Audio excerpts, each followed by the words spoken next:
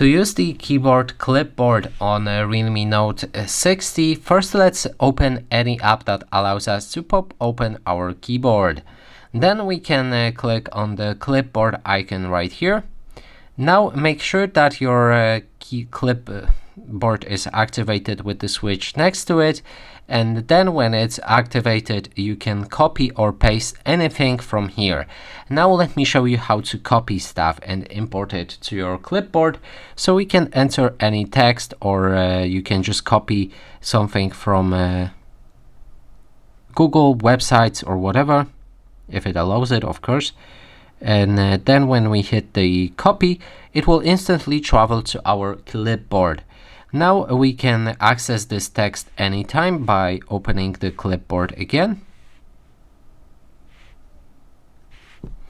And then you can see it right here in the newest thing that you've pasted. You can click on it to paste it out quickly, and that way you can add any quick words or sentences into your clipboard.